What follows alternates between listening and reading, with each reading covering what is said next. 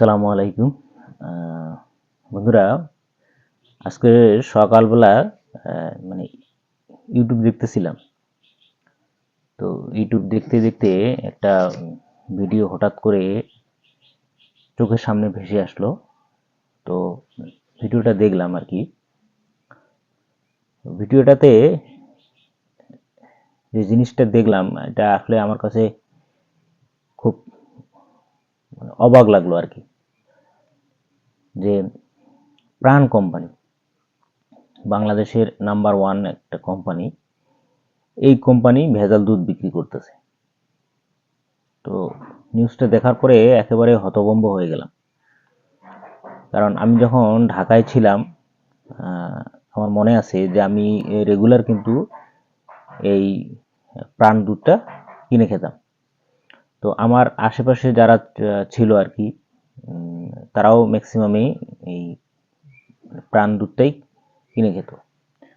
তো বাংলাদেশে এরকম একটা নাম্বার ওয়ান ব্র্যান্ডের কোম্পানি, তারা যদি এরকম মানে ভেজাল দুধ তৈরি করে মার্কেটিং করে, তো আমার মনে হয় যে প্রথমত হচ্ছে যে আইনিভাবে পদক্ষেপ নেওয়া উচিত, যে তার টোটাল লাইসেন্সে বাতিল করে দেওয়া উচিত। আর দ্বিতীয়ত হচ্ছে মানে সে আর কখন কোনোদিনও মানে দুধের বিজনেস করতে পারবে না, বাস্তরিক তরল দুধের বিজনেস শেয়ার করতে পারবে না, এরকম একটা মানে আদেশ কোর্ট থেকে দেওয়া উচিত। দেখেন আসলে মানুষের নৈতিকতা কোথায় চলে গেছে। মানে নিচে নামতে নামতে নামতে নামতে এমন একটা পর্যায়ে গেছে যে এখন আসলে অবৈধ বিজনেসটাকেই তারা বৈধ মনে করে।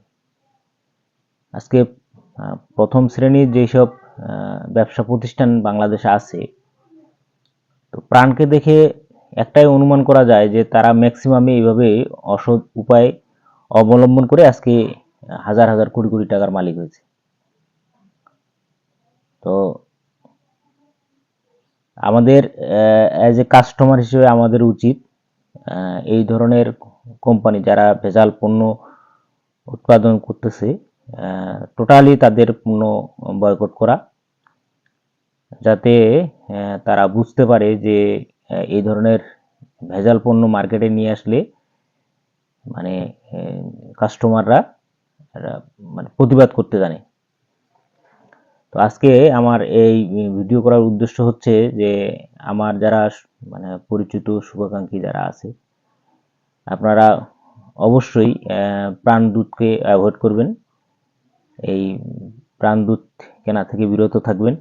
কারণ এই ধরনের বাজে পণ্য আমরা কখনোই সমর্থন করব না, এবং আমরা পারতপক্ষে চেষ্টা করব যে প্রাণের যত খারাপ পণ্য আছে সব পণ্যগুলোকে বয়কট করা।